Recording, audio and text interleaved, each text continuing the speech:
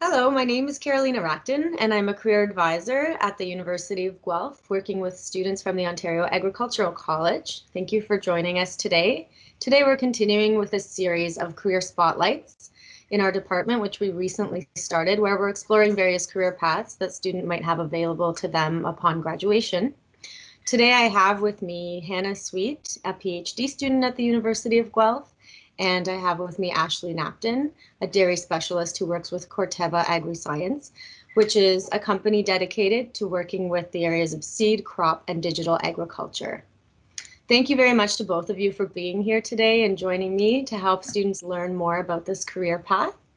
Hannah and I have met before on a few occasions talking about the importance of informational interviewing and meeting people working in careers to better understand those careers and help you navigate and make some career decisions. So thank you so much for agreeing to test out your skills in this area by participating in this videotaped informational interview and helping students to better understand this career path.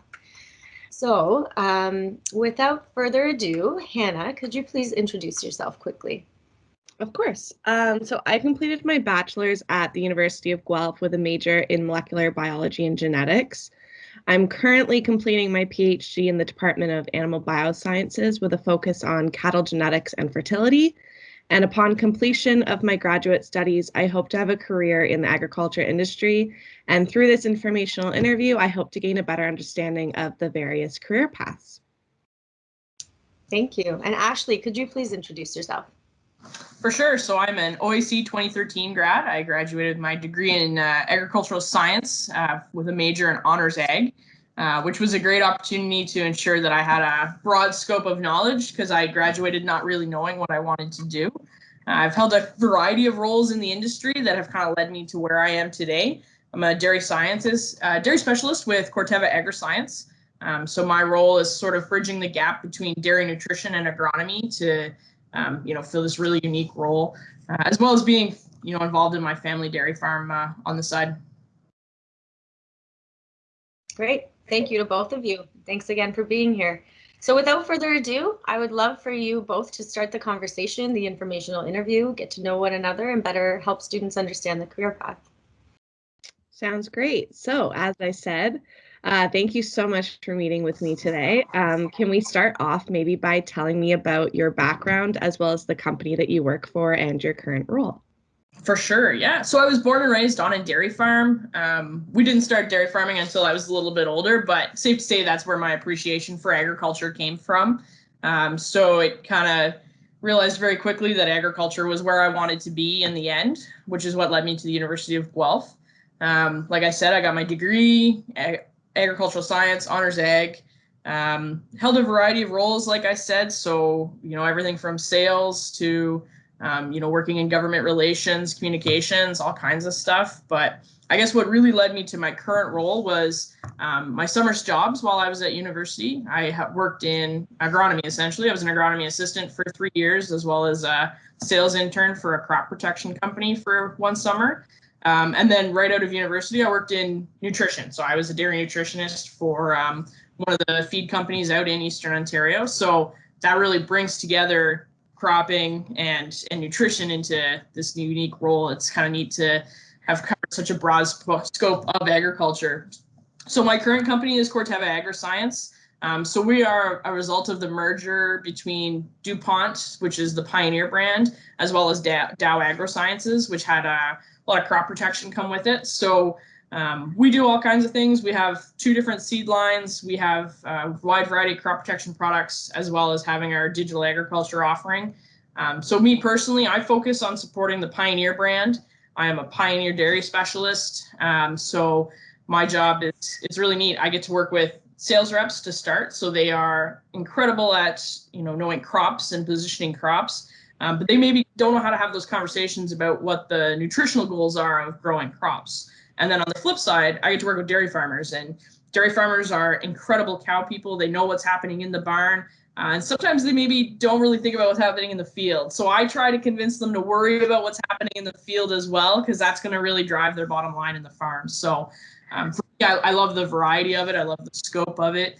I really like being able to talk both cows and crops. Those are, 2 things I'm really excited about. And so I could go from working at a business meeting with a rep one day to being on farm the next, solving problems. And so it's got a lot of variety, which is good for me. Awesome. Yeah. So you talked a little bit about this, but I want you to expand on it a little bit more. So what does a typical day as a dairy specialist look like for you? Yeah, there's no such thing. So a typical week, we'll say. So Monday, I generally start off in the office, handling emails, questions that have come in, dealing with problems that I can deal with from the office without having to go on farm. One of the realities of this job, so I've previously covered all of Ontario, currently work to cover all of Quebec and the Maritimes. So that's a lot of farms. It's a lot of traveling for one person. So certainly try and manage as much as I can from the office. And then sort of Tuesday to Thursday, sometimes Friday if needed. That's when, if there needs to be on farm, I'll go on farm. And so I support 3 product lines in particular: our corn silage or other corn products, high moisture corn, that kind of stuff. Alfalfa or inoculant. So right now we're in the fall, we're kind of in sales season. So I'm working to support the reps to make sure they're positioning the right products for our customers. Through the winter is maybe when we'll start to hear some problems with our inoculant. So maybe feed is getting hot, which is something our inoculant should prevent. So I'll go on farm and see if we can figure out why it's heating. Through the spring, we start to get into planting. So we look at, getting in plots to test our new corn silages, which is always really fun. And then the other thing is that's when alfalfa is starting to come alive. So I get to go out and check on alfalfa, see how it's doing, see how it's come through. And then through the summer, evaluate how things are growing, because the growing season really impacts the quality of crops. So I need to keep tabs on how that's going so I can provide recommendations to growers to say, we had a really dry summer this summer. Your digestibility is going to be a lot higher. That changes things in the barn, right? So that's sort of season by season, I guess. And then, day by day, it really does vary. I work from, having conversations about what products will we be releasing 2 years from now to, what's happening on farm right now. Right. Yeah, that's definitely something that I'm looking for in a job, is something that is not static and is dynamic each day and changes. So that's great to hear. And I think with agriculture, we're really lucky that that's going to be a little bit of the case, right? Just through the nature of our business, planting in the spring, growing in the summer, harvesting in the fall, and then through the winter, things technically, in the barn for us dairy folk, it's more stable because cows like cool, the feed's all the same. So we go to 100 different meetings in 2 months, right? That kind of thing. So agriculture it's full of, all kinds of stuff for sure. Mm-hmm. Alrighty. So would you say that you have a favorite and a least favorite aspect of your position? Or what are some of the biggest challenges that you face in your work?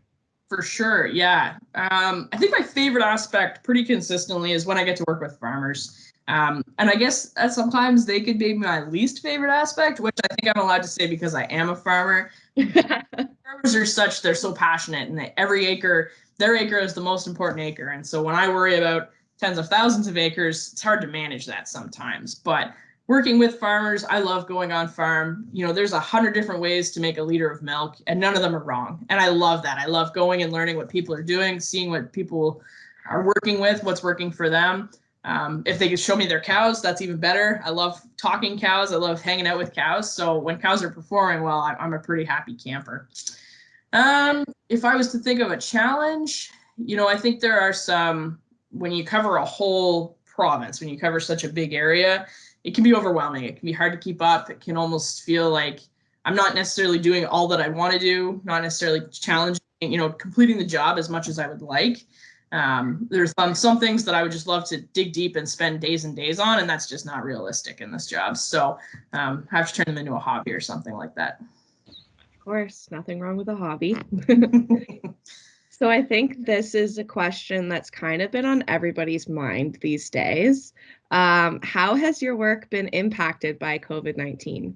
Yeah, for sure. So we were declared pretty early on as an essential service, but I'll be really honest, there is very little about my job that is essential. I don't provide the seed. I don't, there's none of those. I'm a technical support person. So I get called in for problems, but I don't deliver the seed. The farmers can farm without me, no problem. So right when things hit in March, we had a series of dairy meetings that were all canceled because I was covering Quebec at the time. So things shut down pretty quickly. I, relegated myself to my home office. I installed some shelves to make my Zoom background a little bit nicer. I pulled off the road pretty quickly. That was kind of the first result of it. Certainly learning to work with farmers over Zoom. That's something that, I would always be like, hey, I'll meet you on farm. And now that's not necessarily an option. And then the other thing is that reduction of traveling, not allowed in the Maritimes to see part of my territory. So it's just, kind of rethinking how I can support my team without actually being there, which is something I love. That's one of my favorite parts, right? Is going and being there. So rethinking that definitely took some work, but I think we got it. And I think it's probably a good thing, to be honest. When I cover such a large geography, it is probably good to get everyone just accustomed to, having Zoom meetings when possible rather than me being there necessarily. Of course, yeah. I think both Karolina and I can attest to that Zoom meetings are a new normal nowadays. That's exactly it. Yep. All right, so I'd like to move sort of back towards your University of Guelph experience and some of the stuff around that. So did you ever consider doing graduate work or going to vet school at the University of Guelph or elsewhere? Yeah, I think every animal lover, farm kid or not, probably considers a vet at some point. So I think in passing, I had considered being a vet. It was like, well, that's on my list of possible jobs. Then I got to university and my priorities realigned a little bit. And I was like, no, that's not going to happen. And so, I really enjoyed a lot of the extracurriculars, sanctioned and non-sanctioned by the university. And so I kind of realized that I maybe wasn't willing to throw myself into the books to become a vet. And part of that came from realizing that there were other jobs out there. I realized that I had other interests. I love cows. Cows are my favorite, but I also really like alfalfa and I really like corn silage. And so, being able to kind of take a step back and say, there's actually a lot more than just becoming a vet. I think we get the notion that we want to help animals. Giving cows a great diet every single day, that's a really good way to help animals, right? And it's a 8 to 5 kind of job. And so there were different perks to it for that. When I started to get big into crops, there are lots of people in the cropping world who have a master's. That seems to be more of a tendency on the cropping side of things than animals. So I definitely considered it. And in the end, I kind of decided against it. I didn't have, frankly, the cash at the time. I was looking forward to graduating and getting into the real world. I wasn't comfortable taking on any more student debt. I also think I was ready to go. I was ready to go and give her and have fun and see what I could learn. And the option is I can always go back if I need to. There are lots of people who get postgrad anytime. So I'll if I need a master's down the road, we'll cross that bridge when we get there. But so far it hasn't been a requirement anywhere. So that's a good thing. Good to hear. How do you see jobs in the field of agriculture changing in the future? Yeah. So I think COVID has certainly changed things a little bit, right? We're going to see more Zoom meetings and stuff like that. It certainly changes the way we've tried to sell product or tried to support our customers. That's one thing for sure. So I think that's a good thing. That might kind of decentralize some of the hotspots in agriculture, not picking on Guelph, but as an Eastern Ontario native, it's nice to be able to come back home and still have a really key job in the industry. I think is technology. Technology is changing. We have a digital agriculture aspect to our company. And that started on the cropping side, but we can see it a lot in the dairy too, right? Robotics, stuff like that. I think we're just going to get more and more information technology. So there's going to be more roles created around that. But I even see as my role, I'm an agronomist / nutritionist, and I'm talking about digital agriculture more than I ever have. So I think even if you don't want to be 100% into digital ag all the time, I think it's still going to be a part of it. The other thing I think is sustainability. I think that, seeing climate change, we're seeing some really big things that challenge as a farmer, my every year, it gets harder and harder. And so that's going to be a forever challenge is how can we help farmers through that time? Now, I'm pretty biased from the farmer aspect of it. I'm sure there's changes all the way down the line, but that's what I see for sure. Of course, yeah. All right, let's move on. What credentials, training, or educational programs are most valued in agriculture, in your opinion? Yeah, that's a great question that I'm not sure I have a broad enough scope to answer, but I'll kind of explain what I see. Certainly, there are lots of people who have masters, and I think that that's a benefit to a lot of them. Like I said, I don't think you need a master's like I was maybe once under the belief of, but having a master's is certainly great for folks who want to go into those higher technical levels, which is awesome. I'm a CCA. I have my certified crop advisor, which is a nice thing to have when you look at the agronomy side of things for sure. So those would be the two that come to mind. I'm sure there's plenty more, but those are the ones that I run into on a daily basis. Yeah, as a PhD student, it's definitely good to hear that there's maybe a need or a want for someone with a graduate degree. Totally, there absolutely is. So I would say as an agronomist on my company, I would be one of the minority who doesn't have a master's. And I mean, certainly in your neck of the woods on genetics, a lot of the people, I'm a genetics nerd, and a lot of the people that I would speak with, they have that postgraduate in genetics. So I think it depends on what segment you're looking at. When I started selling feed on the ground level, I didn't need a master's for that. And that's a good thing. That gave me, a chance to run out. But if I wanted to get maybe higher into the company and try and sell, work more on that technical side, the master's might have been really helpful. Of course. Yeah, that definitely makes sense. This is kind of like a very important question to me, and I think maybe a couple of other people as well. Recognizing that the agriculture industry is very male dominated, what advice would you give a woman or anyone else wanting to start out in the industry? Yeah, I think that's an awesome question. And I wish that someone had given me advice along this lines when I had started out. There's a few things. I think, find a female mentor, find someone, a woman in the industry, maybe only 5 years older than you, that you can just have those conversations with. And I think the other thing too is have your group of friends. I have my group of girlfriends, and we all grumble about the same things that we're running into over and over again, right? So definitely have those people that you can bounce ideas off of, that you can say, this is how I'm feeling. Is this normal? And then people, chances are they'll say, yeah, I feel that frustration too, right? And then you can all work together to hopefully drive some change. I think the other thing I'd say is, at points it's going to feel like you have to be absolutely perfect. You have to do everything you can because you're a woman. You almost have to overcompensate. I wish someone had told me that you don't have to. You don't have to do that. The entire weight of our gender is not riding on your shoulders. We're all working on this together. So do your thing, do the best you can, like you would, like anybody would. But we're all on a team, and we'll all help each other out. And, if you're truly inspired, let's get together and let's kind of continue to drive some change so that hopefully, 2 generations from now, they won't have that problem that we have of feeling, like the odd one out for sure. Of course. Yeah. I think we have a little bit more time. So, kind of another question that I was interested in hearing from you, or answer, I guess, is how do you keep a good work-life balance?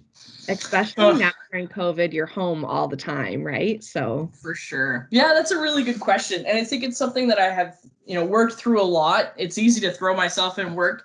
I would describe myself as a driven, competitive kind of person. So sometimes I get almost a little too invested into work. And so one of the things that I personally have done is I kind of have 2 lists of goals. So I have goals within my career, and then I have goals within my personal life. So that if I hit a roadblock in my career, say, I can look at my career list or my goal list on the personal life and see that I'm still progressing. I have it in my head. I like to be moving forward all the time. I like to be, growing, changing, whatever you want to say. And so having those 2 independent lists helps kind of mitigate the frustration at one side. So if work is really challenging, if it's eating up a lot of my time, maybe it's time for me to read another book, learn another song on the ukulele, something like that, right? Kind of change up my mindset a little bit.